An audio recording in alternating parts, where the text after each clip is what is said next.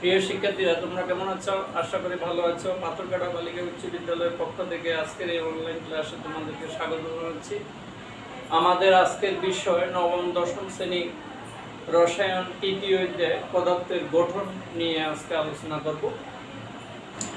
আমরা আমাদের আশেপাশে বিভিন্ন ধরনের পদার্থ সম্বন্ধে আমাদের ধারণা আছে, যেমন মাটি, পানি, বায়ু ইত্যাদি। আবার বায়ুর মধ্যে যে উপাদানগুলো আছে, হাইড্রোজেন, অক্সিজেন, নাইট্রোজেন, এগুলোর সম্বন্ধে আমরা জানি। তাহলে এখানে পদার্থ, এই যে আমরা আলোচনা করলাম, সেই আলোচনায় পদার্থ দুই রকমের পেয়েছি। একটা হলো মৌলিক পদার্থ আর একটা হলো যৌগিক পদার্থ। মৌলিক পদার্থ কাকে বলে?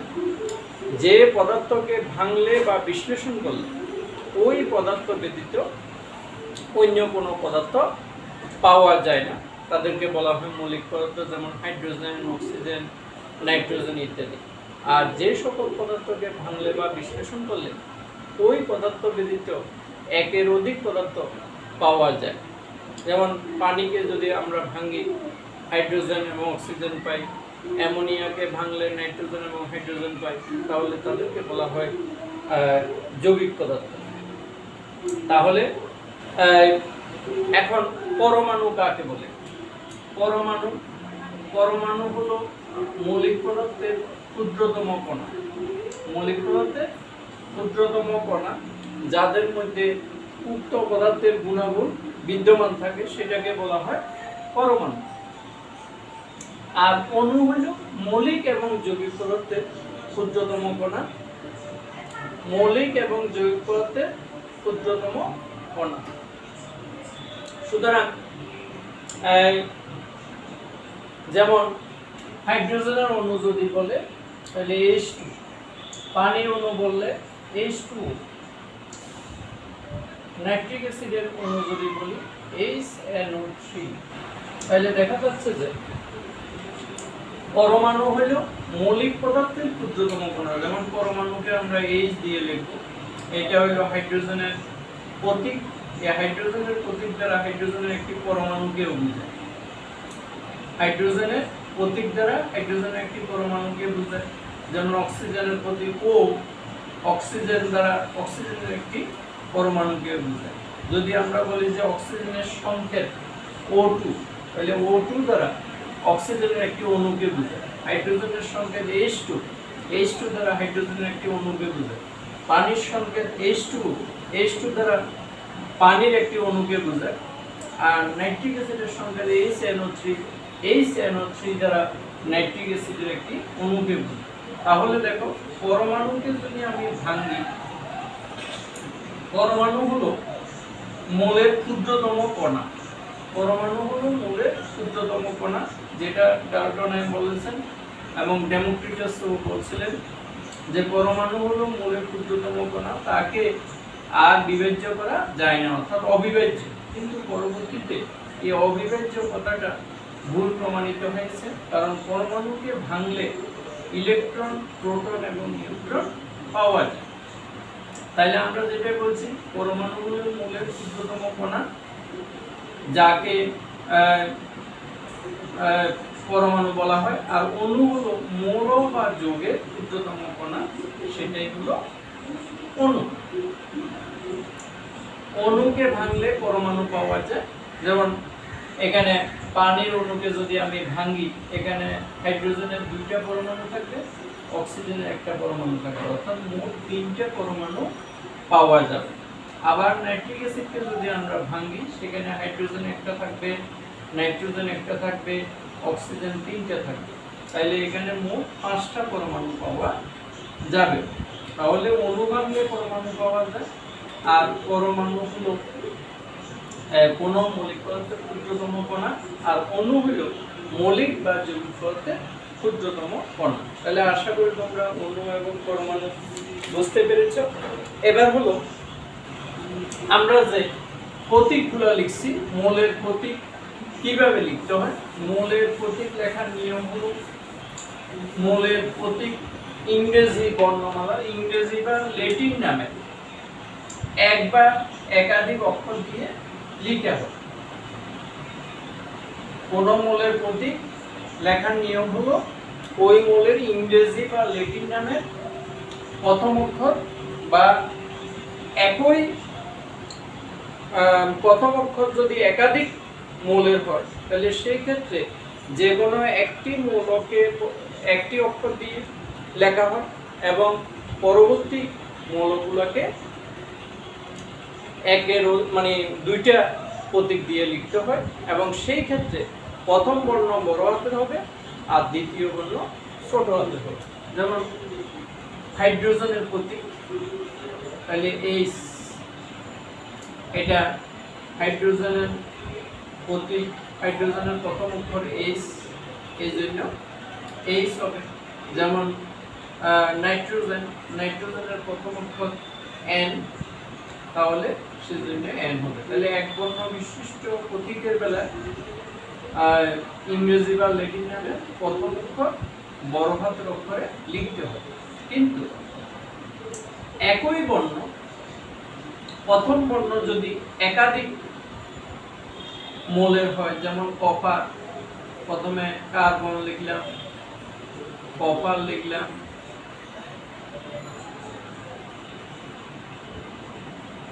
ক্যাডমিয়াম লিখলাম, তাহলে এদের ইংরেজি নাম কার্বনের প্রথম অক্ষর সি, তাহলে এখানে সি আসবে।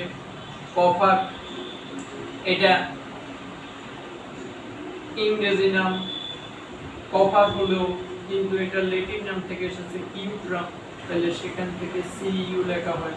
ক্যাডমিয়াম সিডি, তাহলে দেখা যাচ্ছে যে এদের প্রত্যেকের প্রথম অক্ষর সি দিয়ে উল্লেখ আছে। তাহলে একটা মাত্র মৌলের বেলায় আমরা প্রথম অক্ষর এক বর্ণ দিয়ে লিখছি আর পরবর্তী মৌলগুলোর বেলায় দুই বর্ণ দিয়ে লেখা হয়েছে এবং প্রথম বর্ণ বড় হাতের এবং দ্বিতীয় বর্ণ ছোট হাতের লিখতে হবে।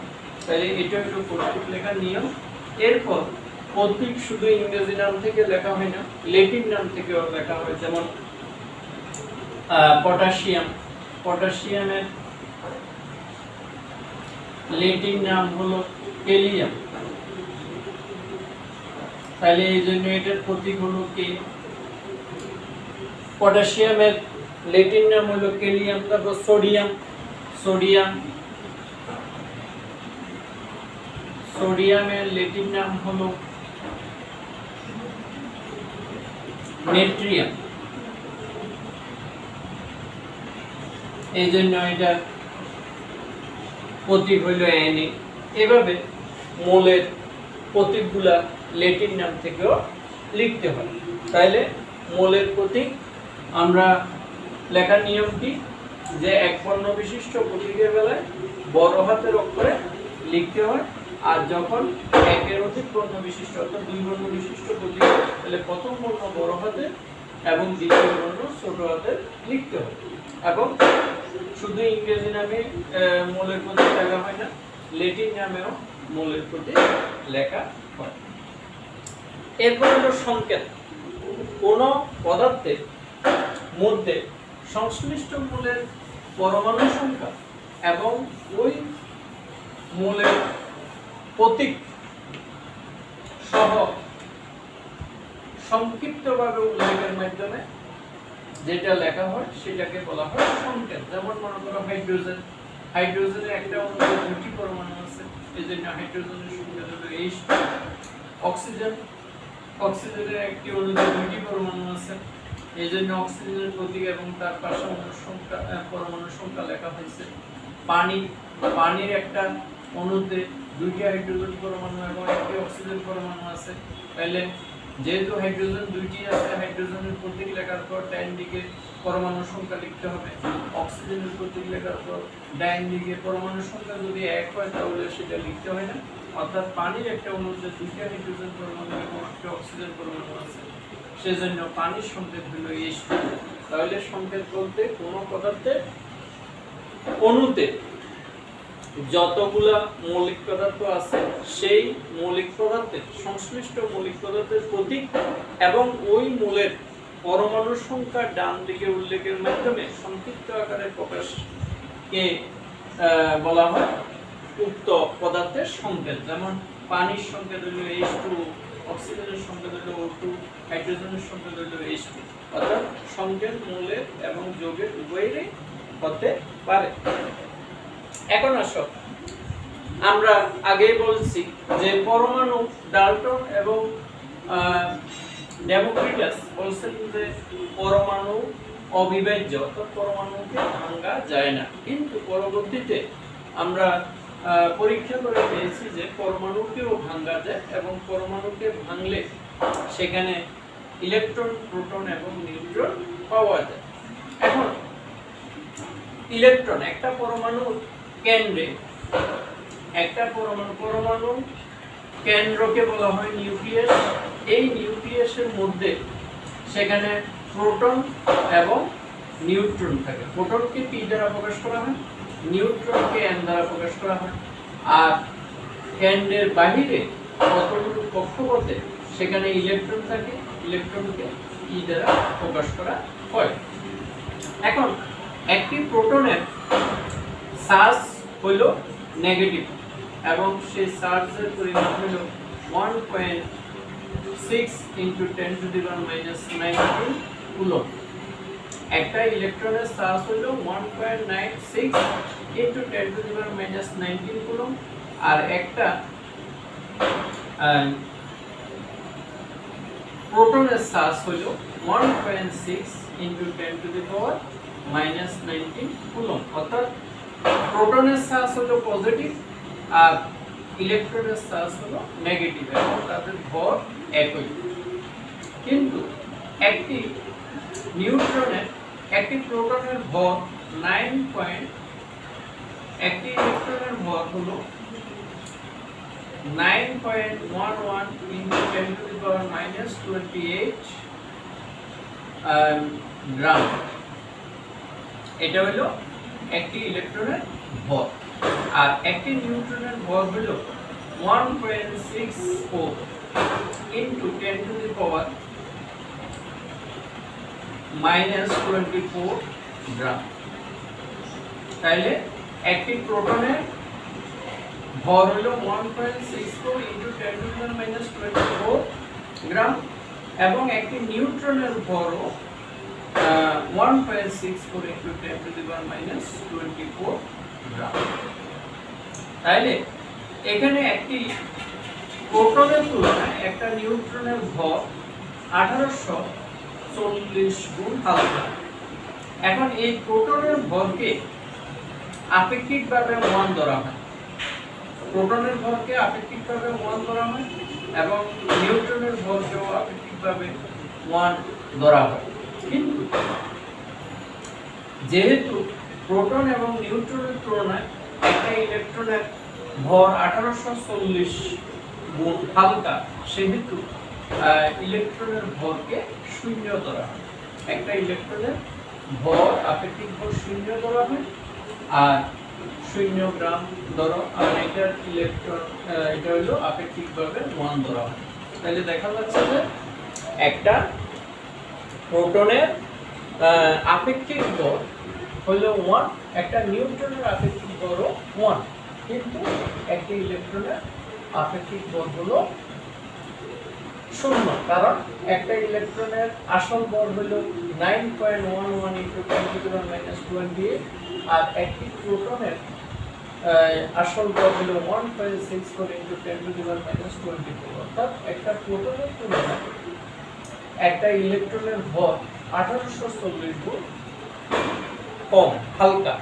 তাহলে সেই জন্য এটাকে যদি আমি 1 ধরি, তাহলে 1 কে যদি 1840 দিয়ে ভাগ করি প্রায় 0-এর কাছাকাছি আসে, সেই জন্য ইলেকট্রনের ভর 0 ধরা হয়। তাহলে একটা পরমাণুতে যে কেন্দ্রের মধ্যে প্রোটন এবং নিউট্রন আছে, তাহলে এই প্রোটন ও নিউট্রনের মোট ভরকে পরমাণুর ভর হিসাবে ধরা হয়। যেহেতু ইলেকট্রনের ভর 0, তাহলে সে পরমাণু নিউক্লিয়াসে অবস্থিত প্রোটন ও নিউট্রনের ভরকে তার পারমাণবিক ভর হিসেবে ধরা হয়। এবার আসো পারমাণবিক সংখ্যা। কোন মৌলের কেন্দ্রে অর্থাৎ নিউক্লিয়াসে প্রোটন সংখ্যাকে উক্ত মৌলের পারমাণবিক সংখ্যা বলা হয়। তাহলে পারমাণবিক সংখ্যা কি? কোন মূলের পরমাণু কেন্দ্রে অর্থাৎ নিউক্লিয়াসে উপস্থিত প্রোটন সংখ্যাকে বলা হয় উচ্চমূলের পারমাণবিক সংখ্যা। যেমন হাইড্রোজেনের নিউক্লিয়াসে একটি মাত্র প্রোটন আছে, সেজন্য হাইড্রোজেনের পারমাণবিক সংখ্যা 1।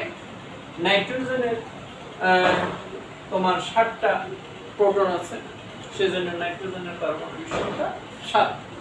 সোডিয়ামের 11টা প্রোটন আছে, সেজন্য সোডিয়ামের পারমাণবিক সংখ্যা 11। তাহলে কোন মূলের নিউক্লিয়াসে অবস্থিত প্রোটন সংখ্যাকে বলা হয় উক্ত মূলের পারমাণবিক সংখ্যা। তাহলে প্রিয় শিক্ষার্থীরা, তোমরা পারমাণবিক সংখ্যা, ইলেকট্রন, প্রোটন এর ভর সংখ্যা সম্বন্ধে বুঝতে পেরেছ। এখন আসো আমরা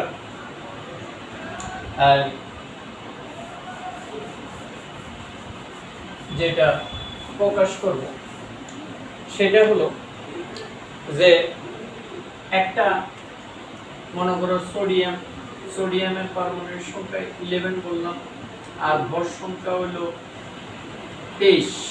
এখানে পারমাণবিক সংখ্যাকে z দ্বারা প্রকাশ করা হয়, তাহলে z = 11, আর ভর সংখ্যাকে a দ্বারা প্রকাশ করা হয়, তাহলে a = 23। এখন যদি আমাকে বলা হয় এটার পারমাণবিক সংখ্যা যেহেতু 11, তাহলে এটার প্রোটন সংখ্যা কতটি? তাহলে প্রোটন সংখ্যা হবে, আমরা আগেই বলেছি প্রোটন সংখ্যাকে বলা হয় পারমাণবিক সংখ্যা, তাহলে প্রোটন সংখ্যা সমান হবে কত? 11। আর নিউট্রন সংখ্যা কত হবে? কারণ আমরা জানি যে পরমাণু চার্জ নিরপেক্ষ, তাহলে নিরপেক্ষ হলে পরমাণুতে যতটি প্রোটন থাকবে ততটি ইলেকট্রনও থাকবে। তাহলে এখানে 11টি প্রোটন আছে, সেজন্য 11টা ইলেকট্রন আছে। আর ভর সংখ্যা হলো কত? ভর সংখ্যা আমরা ধরেছি 23। তাহলে ভর সংখ্যা বলতে প্রোটন সংখ্যা এবং নিউট্রন সংখ্যা, প্রোটন সংখ্যা এবং নিউট্রন সংখ্যার যোগফলকে ভর সংখ্যা বলা হয়। তাহলে ভর সংখ্যা যদি 23 হয় আর প্রোটন সংখ্যা যদি 11 হয়, তাহলে নিশ্চয়ই নিউট্রন সংখ্যা হবে 12। অর্থাৎ ভর সংখ্যা থেকে যদি আমরা প্রোটন সংখ্যা বাদ দিই তখন আমাদের নিউট্রন সংখ্যা পাই। তাহলে নিউট্রন সংখ্যা n কত হবে? a - z। তাহলে নিউট্রন সংখ্যা সমান 12। আর নিউট্রনের কোনো চার্জ নাই, এটা চার্জ নিরপেক্ষ।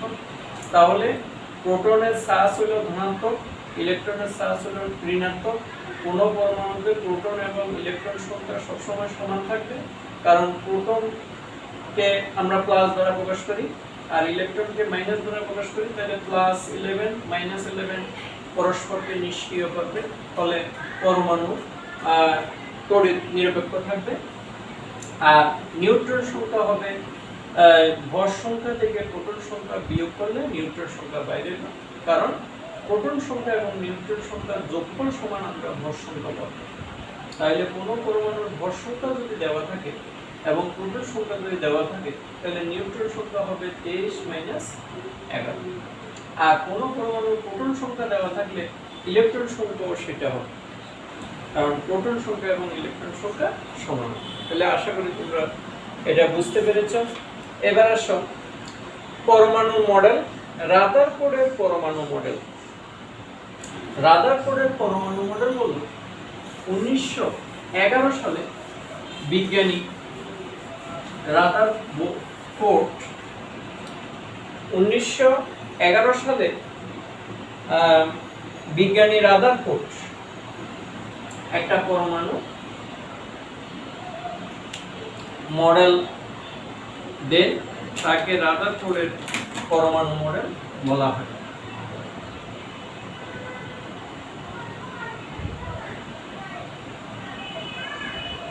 উনিশশো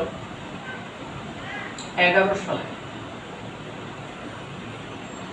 রাদারফোর্ড একটি পরমাণু মডেল প্রকাশ করেন এটাকে সৌর মডেলও বলা হয়, কারণ উনি সৌরজগতের গ্রহগুলো যেরকম সূর্যকে তার চতুর্দিকে পরিভ্রমণ করে, তেমনি তিনি বলেছেন ইলেকট্রনগুলো পরমাণু নিউক্লিয়াসকে প্রতিনিয়ত পদক্ষেপ করছেন। তিনি এই নিউক্লিয়াস মানে পরমাণুর কেন্দ্র বলছেন। উনি বলছেন যে 1 নম্বরে বলছেন যে প্রত্যেক পরমাণু একটা কেন্দ্র থাকে এবং সেই কেন্দ্রকে উনি নিউক্লিয়াস দিয়েছেন। এই কেন্দ্রটার নাম হলো নিউক্লিয়াস।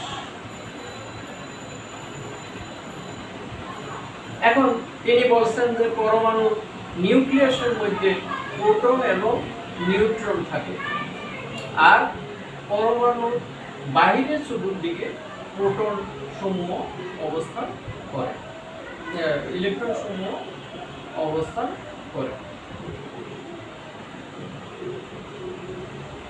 তাহলে পরমাণু, উনি বলছেন যে প্রত্যেক পরমাণুর একটা নির্দিষ্ট কেন্দ্র থাকে এবং এই কেন্দ্রে দুইটি কণিকা থাকে, একটা হলো প্রোটন আর একটা নিউট্রন। প্রোটন হলো ধনাত্মক চার্জ, নিউট্রন হলো চার্জহীন, আর ইলেকট্রন গুলো এদের চতুর্দিকে পরিভ্রমণ করে, কারণ ইলেকট্রন হলো ঋণাত্মক চার্জ। তাহলে 1 নম্বরে তিনি এটা বলছেন। এবং আপেক্ষিকভাবে এই পরমাণু ইলেকট্রনের যে ভর, আমরা আগেই বলছি যে ইলেকট্রনের ভর হলো 0। আমরা বলছিলাম একটি প্রোটনের তুলনায় একটি ইলেকট্রন 1840 গুণ হালকা। যেহেতু একটি প্রোটনের ভর 1 ধরেছি, তাহলে একটি ইলেকট্রনের ভর সেই তুলনায় 1840 গুণ হালকা, অর্থাৎ এটার কোনো ভরই নেই। তাইলে পরমাণুর মধ্যে নিউক্লিয়াসে অবস্থিত প্রোটন এবং নিউট্রন সংখ্যার মোট যোগফলকে উক্ত পরমাণুর ভর হিসেবে ধরা হয়। তাইলে কোন পরমাণুর ভর হলো প্রোটন এবং নিউট্রন সংখ্যার যোগফল। 1 নম্বর শিখে যে উনি এটা বলেছেন। 2 নম্বর বলছেন যে পরমাণু কেন্দ্র অত্যন্ত ক্ষুদ্র। তাহলে পরমাণুর কেন্দ্র যেহেতু ক্ষুদ্র, তাহলে বাকি যে জায়গা, এখানে যে কক্ষপথ বলা হয়েছে, এই কক্ষপথের বাইরের অংশটা নিশ্চয় পুরাটাই খালি। তাইলে পরমাণুর অধিকাংশ জায়গা খালি এবং পরমাণুর কেন্দ্র হলো ক্ষুদ্রতম। আর 2 নম্বরে বলছেন যে সৌরজগতের সূর্যকে কেন্দ্র করে, সূর্যকে কেন্দ্র করে গ্রহগুলো যেভাবে পরিভ্রমণ করে, তেমনি ইলেকট্রনও পরমাণু কেন্দ্র নিউক্লিয়াসকে পরিভ্রমণ করে, অর্থাৎ নিউক্লিয়াসের শুরুর দিকে পরিভ্রমণ করে কতগুলো কক্ষপথে কি করে পরিভ্রমণ করে। এখন পরমাণু কেন্দ্রে যত সংখ্যক প্রোটন থাকে, ঠিক সমান সংখ্যক ইলেকট্রন পরমাণুর বাহিরে চতুর্দিকে কক্ষপথে অবস্থান করে। তাহলে পরমাণুর কেন্দ্রে যতটি প্রোটন থাকবে, পরমাণুর বাহিরে সমান সংখ্যক প্রোটন থাকবে এবং প্রোটন ও চার্জ, প্রোটনের চার্জ 1.67 × 10⁻⁻⁹ আর ইলেকট্রনের চার্জ 1.67 × 10⁻⁻⁹, অর্থাৎ চার্জ সমান এবং একটা প্লাস একটা মাইনাস, তাই পরমাণু সামগ্রিকভাবে চার্জ শূন্য থাকে। এটা পজিটিভ আর এটা নেগেটিভ, এই জন্য সামগ্রিকভাবে চার্জ শূন্য থাকে। এরপরে বলছেন যে পরমাণুর কেন্দ্রে পজিটিভ চার্জ আর তার বাহিরের দিকে যে ইলেকট্রনগুলো আছে সেগুলো নেগেটিভ চার্জে আছে। তাহলে তারা পরস্পরকে যে আকর্ষণ করবে, সে আকর্ষণ বলটা হলো কেন্দ্রমুখী। যেমনিভাবে সূর্যকে কেন্দ্র করে পৃথিবী তার চতুর্দিকে, বা পৃথিবী এবং গ্রহগুলা যে চতুর্দিকে কেন্দ্রমুখী বলের মাধ্যমে পরিভ্রমণ করে, তেমনিও ইলেকট্রনগুলা যে কেন্দ্রমুখী বল দ্বারা চারিদিকে কি করে পরিভ্রমণ করে, নিউক্লিয়াসের চারিদিকে পরিভ্রমণ করে। তাহলে রাদারফোর্ডের পরমাণু মডেলকে সৌরজগতের সাথে তুলনা করা হয়েছে বিধায় এই জন্য এই মডেলকে সোলার মডেলও বলা হয়। আবার তিনি এই কেন্দ্রের নাম সর্বপ্রথম নিউক্লিয়াস দিয়েছেন বিধায় এই জন্য এই মডেলকে নিউক্লিয়ার মডেলও বলা হয়। তাহলে এটা হলো রাদারফোর্ডের পরমাণু মডেল। এই মডেলের 4টি শিখেজ এখানে আছে। এবার আসো, যদিও উনি সৌরজগতের সাথে তুলনা করেছেন এবং নিউক্লিয়াসের সাথে তুলনা করে এই মডেল সুন্দরভাবে উপস্থাপন করেছেন এবং এটার গ্রহণযোগ্যতা পেয়েছে, সেই ক্ষেত্রেও কিছু সীমাবদ্ধতা লক্ষ্য করা যায়। তিনি পরমাণু কক্ষপথের কথা বলছেন, কিন্তু কক্ষপথের আকার আকৃতি কিরকম সেটা উল্লেখ করেননি, কারণ এটা কি বৃত্তাকার হবে না উপবৃত্তাকার হবে এই সম্বন্ধে কোনো ধারণা দেননি। এটা হলো 1 নম্বর সীমাবদ্ধতা। সীমাবদ্ধতা মানে ত্রুটি বা এখানে কি কি উল্লেখ হয়নি সেটাই বোঝানো হয়েছে। 2 নম্বর হলো সৌরজগতের সূর্য গ্রহগুলো সামগ্রিকভাবে আধান নিরপেক্ষ, কারণ সূর্যটারও কোনো আধান নেই, গ্রহগুলোরও আধান নেই, কিন্তু এখানে এই ইলেকট্রনের আধান হলো ঋণাত্মক চার্জ এবং প্রোটনের আধান হলো ধনাত্মক চার্জ। তাহলে চার্জযুক্ত কণার আকর্ষণের সাথে চার্জবিহীন গ্রহ ও নক্ষত্রের যে তুলনা করা হয়েছে এই ক্ষেত্রে সেই তুলনা গ্রহণযোগ্য পায়নি। এরপর একের অধিক ইলেকট্রন বিশিষ্ট পরমাণুর বেলায় ইলেকট্রনগুলো কিভাবে পরিভ্রমণ করে, কয়টা কক্ষপথে পরিভ্রমণ করে, সেই ধরনের কোনো সিদ্ধান্ত এখানে উল্লেখ করা হয়নি। তাহলে সেজন্য সেটা একটা ত্রুটি। আর পরবর্তীতে ম্যাক্সওয়েল তাড়িৎচুম্বকীয় তত্ত্ব অনুযায়ী যখন প্রত্যেকটা ইলেকট্রন ক্রমাগত ঘুরবে, কক্ষপথে ঘুরবে, তখন এটা ধীরে ধীরে শক্তি শোষিত হবে। শক্তি শোষিত হতে হতে এর দৈর্ঘ্য আস্তে আস্তে কমতে থাকবে, এক সময় কমতে কমতে কমতে কমতে সেটা কেন্দ্রে গিয়ে পৌঁছবে, ফলে পরমাণুর অস্তিত্ব বিলুপ্ত হবে। কিন্তু এখনো পর্যন্ত আমাদের জানা মতে কোনো পরমাণুর অস্তিত্ব বিলুপ্ত হয়নি। তাহলে ম্যাক্সওয়েলের তাড়িৎচুম্বকীয় তত্ত্ব অনুযায়ী এই মডেল বিশ্লেষিত হয়নি। তাইলে সেই জন্য এটাও একটা রাদারফোর্ডের সীমাবদ্ধতার মধ্যে পড়ে। তাহলে এইভাবে 4টা সীমাবদ্ধতা উল্লেখ করা হয়েছে। তাহলে প্রিয় শিক্ষার্থীরা, তোমরা আশা করি এই বোরের পরমাণু মডেল এবং এর সীমাবদ্ধতা সম্বন্ধে বুঝতে পেরেছ। এবার এটা হলো রাদারফোর্ডের পরমাণু মডেল এবং এর সীমাবদ্ধতা। এর পরবর্তীতে এই রাদারফোর্ডের পরমাণু মডেলের সীমাবদ্ধতা এবং ত্রুটি বিচ্যুতিগুলো কি করার জন্য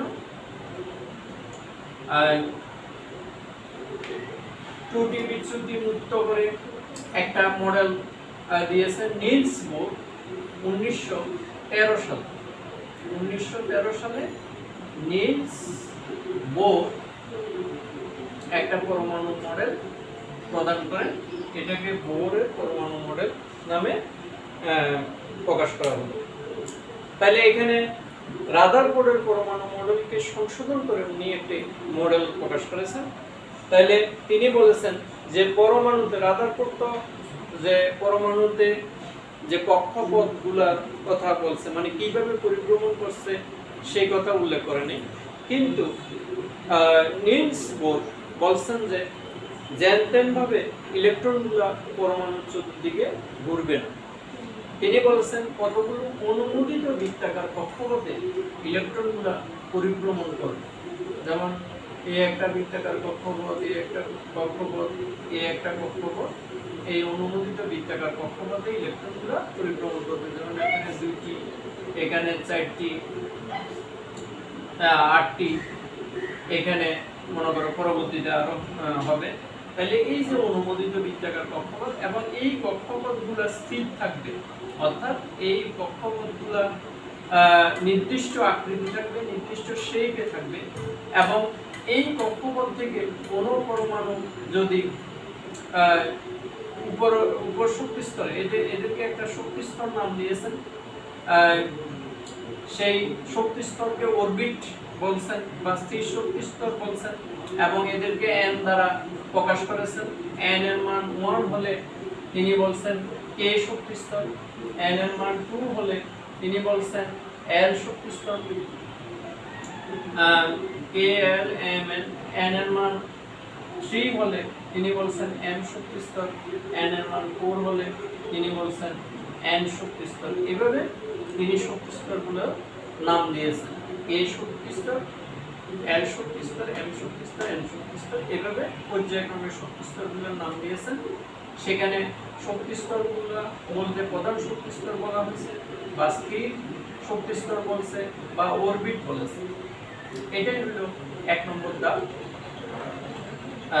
তিনি বলছেন যে প্রত্যেক পদার্থ অর্থাৎ একাধিক ইলেকট্রন থাকলে তখন সেই ক্ষেত্রে এইভাবে বিভিন্ন প্রধান শক্তি স্তরের ইলেকট্রনগুলো বিন্যস্ত হবে এবং নিউক্লিয়াসের চতুর্দিকে সেগুলা পরিভ্রমণ করবে। তাহলে 1 নম্বর ধাপে তিনি এটা দিয়েছেন এবং এই শক্তি স্তর গুলাকে নাম দিয়েছেন কে, এল, এম, এন ইত্যাদি। কে মানে n এর মান যখন 1 অর্থাৎ প্রথম শক্তি স্তরের নাম হলো কে, n এর মান 2 হলে দ্বিতীয় শক্তি স্তরের নাম হলো l, n এর মান 3 হলে তৃতীয় শক্তি স্তরের নাম হবে m, n এর মান 4 হলে চতুর্থ শক্তি স্তরের নাম হলো n। এইভাবে শক্তি স্তরগুলো স্থান দিয়েছেন। বোর মডেল অনুসারে কোন শক্তি স্তরে ইলেকট্রনের কণিক ভরবেগ NBR সমান NH বাই ইলেকট্রনের NBR সমান NH বাই 2 পাই। এখানে n দ্বারা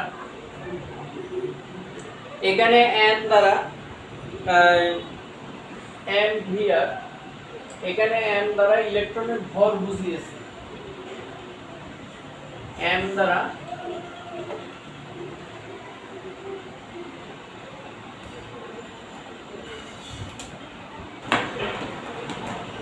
এখানে m দ্বারা ইলেকট্রনের ভর বুঝিয়েছে, v দ্বারা যে শক্তি স্তরে ইলেকট্রন পরিভ্রমণ করে তার বেগ বুঝিয়েছে, আর r দ্বারা শক্তি স্তরের ব্যাসার্ধ বুঝিয়েছে। তাহলে শক্তি স্তরের ব্যাসার্ধ হলো আর যে ইলেকট্রনগুলো যেভাবে পরিভ্রমণ করে সেটার বেগ হলো v, আর ইলেকট্রনের ভর হলো m। তাহলে m দ্বারা ইলেকট্রনের ভর বুঝিয়েছে, আর v দ্বারা যে শক্তি স্তরে ইলেকট্রন পরিভ্রমণ করছে তার বেগ, আর r দ্বারা নির্দিষ্ট শক্তি স্তরের ব্যাসার্ধ বুঝিয়েছে। এরপর h দ্বারা বুঝিয়েছে যে h হচ্ছে প্লান্টন ধ্রুবক, যেটার মান হলো 6.626 × 10⁻34। প্লান্টন ধ্রুবক, এটার মান হলো 6.626 × 10⁻34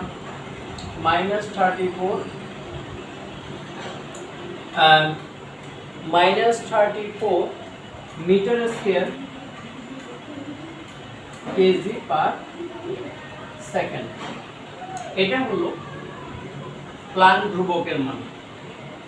আর পাই এর মান তো তোমরা জানোই যে পাই হলো একটা কেন্দ্রের মধ্যে যে পাই, এটা হলো 180 ডিগ্রি এবং এটাকে আমরা 3.146 দ্বারা প্রকাশ করি। তাহলে কণিক কোন পরমাণুর কণিক ভরবেগ হলো NVR সমান NH/2m 2 পাই। এইভাবে সেই কণিক ভরবেগ গুলা নির্ধারণ করা হয়। এখানে n এর মান ধরা হয়েছে, n এর মান 1 2 3 4 অর্থাৎ প্রথম শক্তি স্তরে n এর জায়গায় 1, দ্বিতীয় শক্তি স্তরে n এর জায়গায় 2, তৃতীয় শক্তি স্তরে n এর জায়গায় 3 এভাবে ধরা হয়েছে। আর h এর মানটা হলো কনস্ট্যান্ট, এটার মান মুখস্থ রাখতে হবে 6.628 × 10⁻24 metre square KG per second. তাহলে এটা হলো প্লাঙ্ক ধ্রুবক। এবার 3 নম্বরে বলছে যে কোন প্রধান শক্তি স্তরে ইলেকট্রন ঘোরার সময়, যেমন আমরা পড়ে যে শক্তি স্তরে ম্যাক্সওয়েলের তাড়িৎচুম্বকীয় তত্ত্ব অনুযায়ী বলা হয়েছিল যে ইলেকট্রনগুলো ক্রমাগত যখন শক্তি ঘুরবে তখন শক্তি কি হবে, শোষিত হবে। আবার সেই ব্যাপারে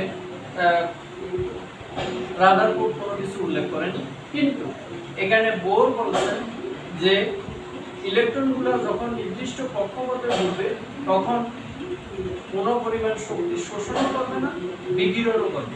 তবে যদি নিম্ন শক্তি স্তরে ইলেকট্রন গমন করে তাহলে বিকিরিত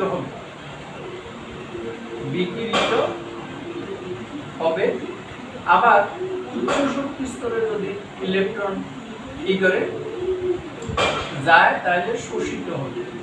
তাহলে উনি দুইটা কথা বলেছেন যে ইলেকট্রন যখন উচ্চ শক্তি স্তর থেকে নিম্ন শক্তি স্তরে আসবে তখন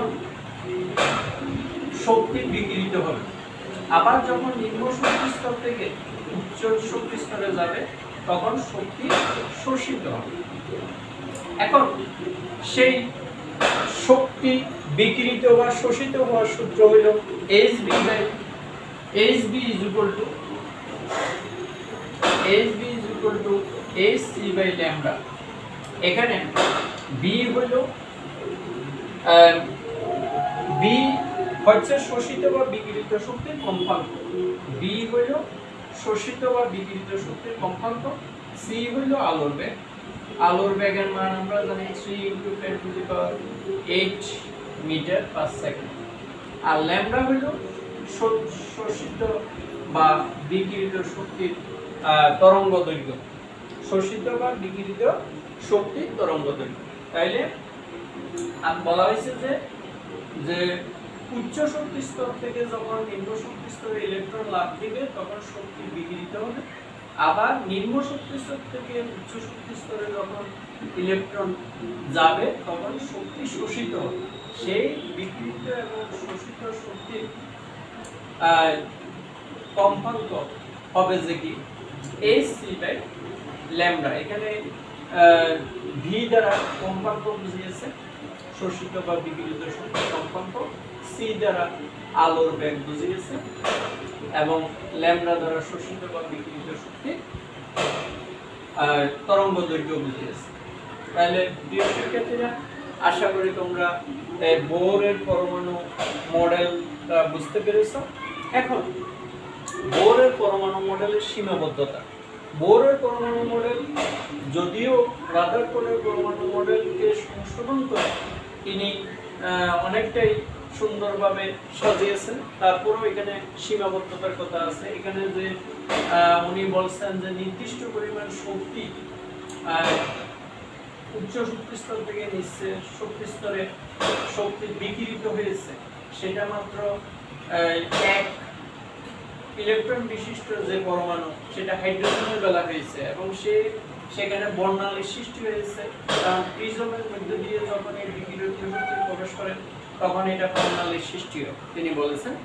তাহলে সেটা শুধুমাত্র হাইড্রোজেনের বেলা গ্রহণযোগ্য, কিন্তু অন্য মৌলের বেলায় অর্থাৎ যাদের ইলেকট্রন সংখ্যা বেশি তাদের বেলায় এই ব্যাপারে কোনো আলোচনা করেননি। তাহলে এটাই হলো সীমাবদ্ধতা। 2 নম্বরে হলো বোরের পরমাণু মডেল থেকে এক শক্তি স্তর থেকে অন্য শক্তি স্তরে গমন করার সময় একটা নির্দিষ্ট কক্ষপথে যায় এবং সেই কক্ষপথে এখানে একটা মাত্র গতিপথের কথা বলা হয়েছে, কিন্তু শক্তিশালী যন্ত্রের সাহায্যে যদি লক্ষ্য করা যায় তাহলে দেখা যায় যে অনেকগুলো রেখার সমন্বয়ে এই কক্ষরেখাটা গঠিত হয়।